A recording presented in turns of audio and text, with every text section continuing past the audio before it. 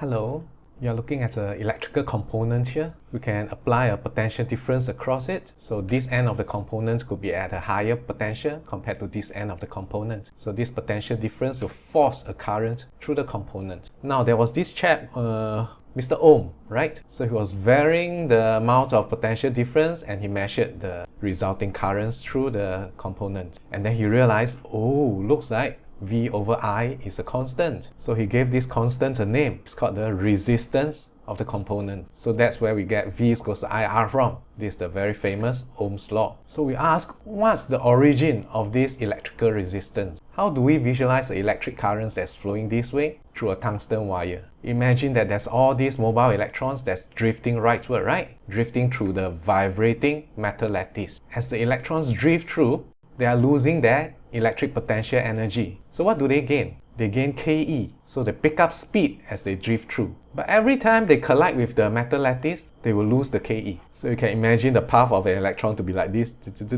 Pang! And then pick up speed again, pang! And then pick up speed again, pang! So the life of an electron drifting through a wire is actually quite intense, quite tough. But that's the mechanism in which the EP of the charge carriers can be converted into other forms of energy like heat, light, sound or whatever. Well, it's always fun to imagine things. But I think the main idea is what causes resistance? Well, it's the collision between the charge carriers and the metal lattice as the charge carriers drift through the lattice. Okay, now let's ask the question. What affects the resistance of a component? Surely the dimension of the components will have an effect, and surely the material it's made of will also have an effect. So let's imagine a cylindrical wire made of a certain material of length L and cross-sectional area A. So with this L, this A and this material, the resistance is V over I. Now what happens if the component has twice the length? So we are looking at something like this, right? So to maintain the same current through this double length resistor,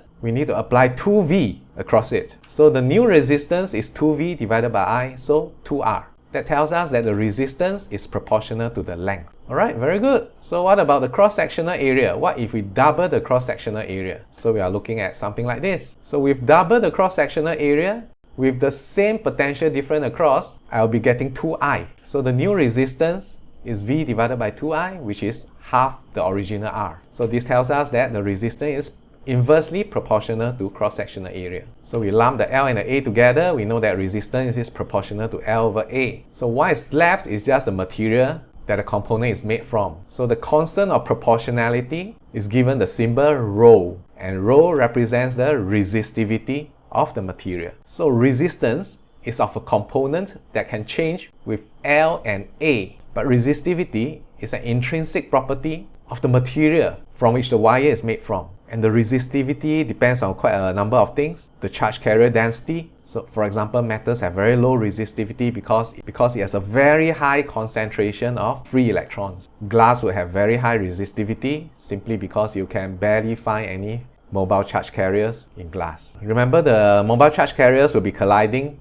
with the atomic structure. So the atomic structure will also have a role to play in the resistivity of a material. How closely packed the atoms are, the size of the atoms, and resistivity also changes with temperature, mainly because temperature can result in higher or lower charge carrier density. It can also affect how vigorously the atomic lattice is vibrating. So this is a table showing you the resistivity of some common materials. Note the large difference. Copper has a very low resistivity, 10 to the power of negative 8.